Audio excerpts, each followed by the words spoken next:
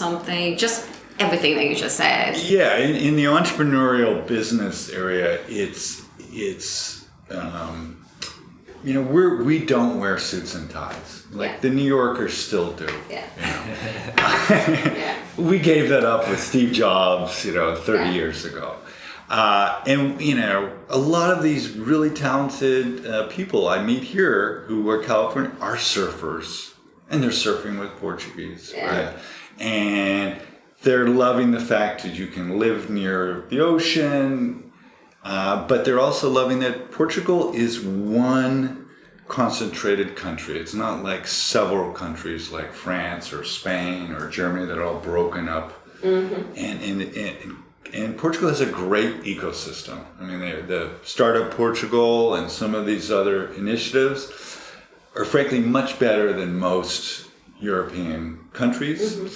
And they will, a good example is I know a guy I met through a close friend at Stanford who's in the process of moving 100 Armenian engineers that do what we call the MVP for a startup to Lisbon.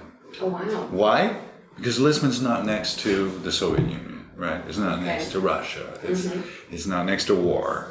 And because they want to come here. So and that's a California company, right?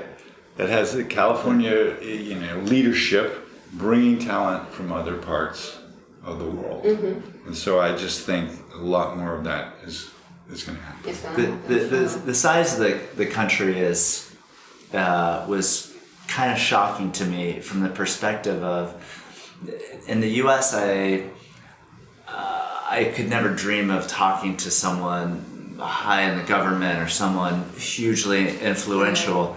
And here it's one connection away. And so the kinds of meetings that we've been able to have, it's in such a short period of time, it's been incredible. And so you really start to feel like you can make change. And Lisbon is almost the exact size of San Francisco. Mm-hmm. And it's shown in the fact that if you're ambitious and you have good goals, you can very quickly meet the right people and make a project happen. Yeah. It's not like New York or some of these giant cities, and I think there's an advantage to that modest size. Mm-hmm.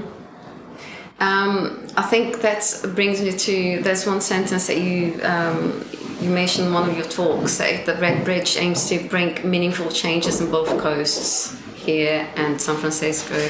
I mean, it could be here and there or not, I don't know. But you also talked a lot about the changes that are happening here, and we see events such as a web summit becoming bigger every year, and events about cryptocurrency. There's the whole world of tech. Once now, Lisbon seems to be a reference to the world of tech. Yeah. So what meaningful change are you predict for the other side of the coast?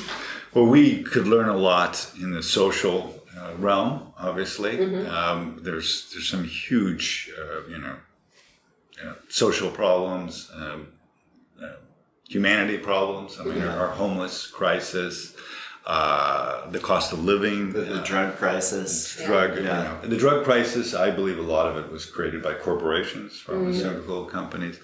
But Portugal has this history of taking care of not only the Portuguese but immigrants, right? And we actually have our own president. We have Gavin Newsom, who's the governor of California. And I think someday, we haven't got to Gavin yet, but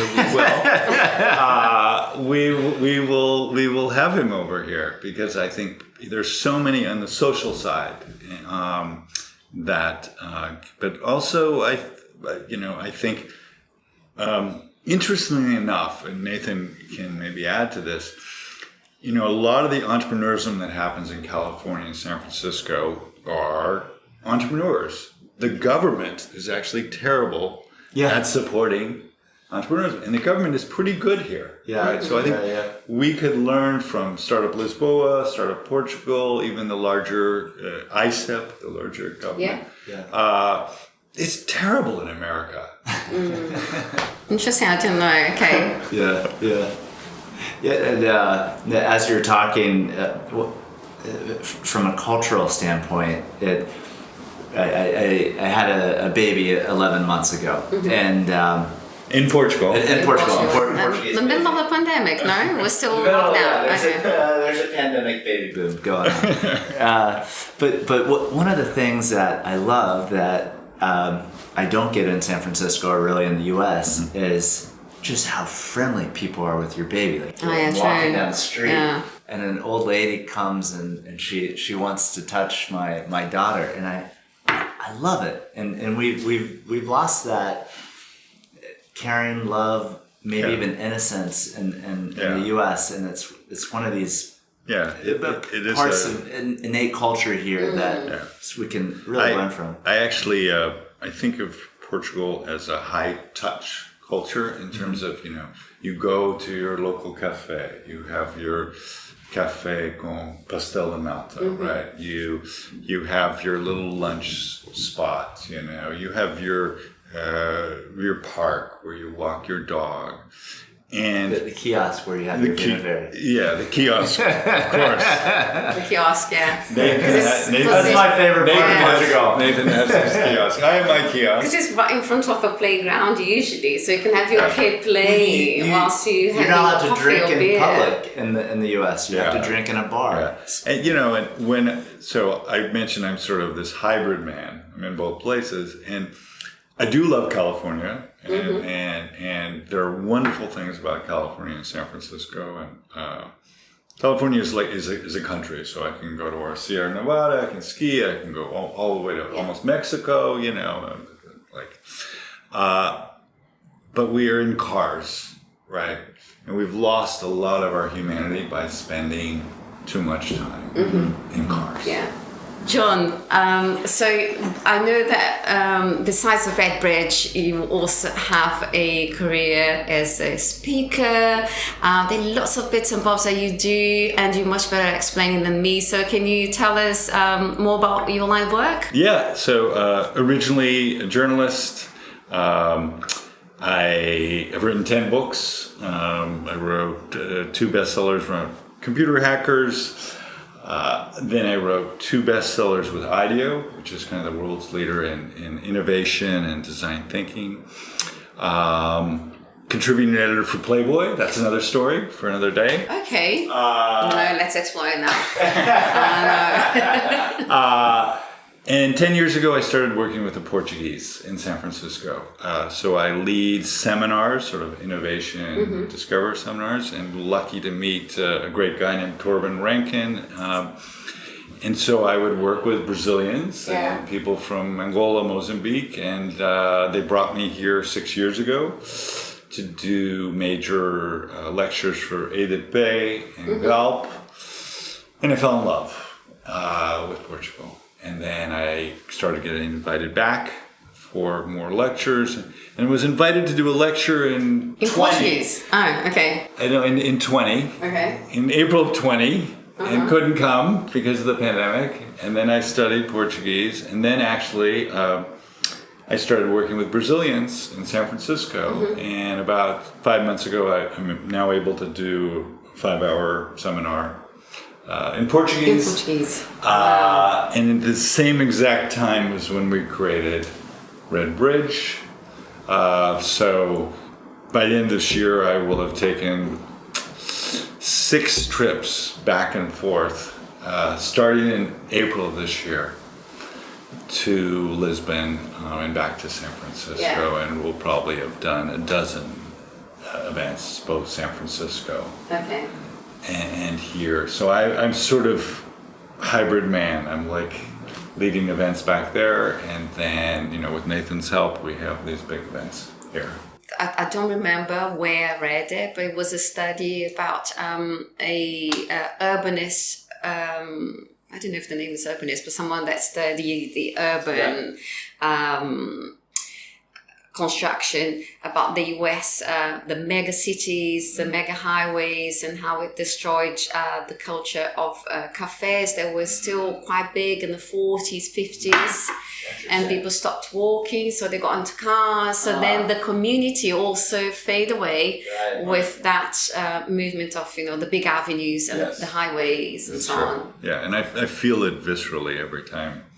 I'll feel it in 5 days. When I'm there. Hey, you lose that connection with the community. Yeah. Here I take the Comboio. You take the Comboio. So Redbridge is in No Shallow. It's in the Shallow. It's a great road, and I can walk in 6.5 minutes to Cais do Sodre, the Comboio, and then it's a 30-minute train to. I'm not going to say which town it is because then everyone will know my town. But it's a great little town. Okay, yeah, and it's by the sea as well. It's by the sea. Too many details. Too many details. We're all going to be there with asking for some coffee and passagiata. Yeah. So now I know that a habit you picked up here was to, just take public transport, walk, and drink your coffee. And how about you, Nathan? Is there habits that you picked up since you moved to Portugal? It's very Portuguese. Yeah, it's along the same lines of feeling this community. We have a lot of friends in our neighborhood, and so we'll have a coffee or a beer at the local kiosk, and almost every time one of our friends walks by, we're like, oh, hey, and they join us, and then another one drops by, and all of a sudden it's midnight, and I love it. The impromptu meetings. Yeah. I love that as well. It feels good. It feels like a tight community, and it's very true. Good. And I feel that Portugal is actually very good at making people meet up randomly, and that's the beauty of being an immigrant as well, because you want to make friends very quickly and connections, so you're often exchanging numbers and making an effort to meet people. So, and that brings me back to Redbridge. Okay. Because we'll have to finish soon, but I want to ask you guys, is there anything about Redbridge, a message that you want to share with our viewers? They're usually global citizens, starting their research about where they're going to live. Some are going to move to Portugal. Yeah, so it's redbridgelisbon.com. This is Nathan Hadlock, and I'm Jonathan Littman. And if you're on LinkedIn, there's 20 major posts as well. Come check us out. We have a big event this week, and then we'll have something during Web Summit. Okay. We're probably even going to have something in Natal, and then we'll have a whole suite starting next year.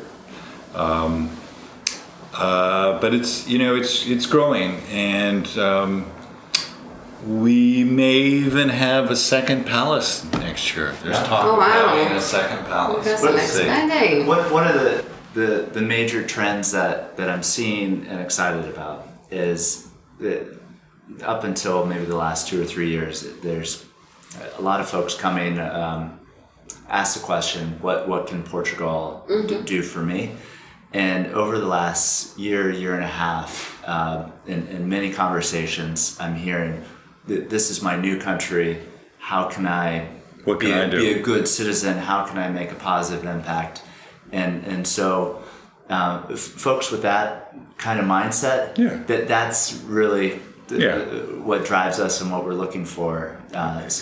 Exactly, and we are open. So it is this metaphor, but we're happy whatever country you happen to be coming from, including Portugal. I'd like to personally even have more people from Brazil. I have a lot of Brazilian friends. Okay, I'll come. Excellent. I have many Brazilian friends in the Bay Area. Bay Area is a big Brazilian hub, as you know, San Francisco, and so I think there's lots of opportunity to grow this with people, who want to work on interesting projects. And we also have a number of people who are so successful, they're happy to volunteer for projects. And I think there's a lot of excitement there as well. Oh, that's good. That's good for people to know that there's also the opportunity to volunteer with you. Okay, well, that was a very interesting conversation. I'm really glad you shared all this knowledge with me and with our viewers. That was fantastic. Thank you very much for being here, John and Nathan. I hope you enjoyed being here, sharing your life experience with us. And for our viewers, I hope you enjoyed this episode and you learned as much as I did. And then finally, if you haven't done so, please hit like and subscribe to our channel for more special treats coming your way.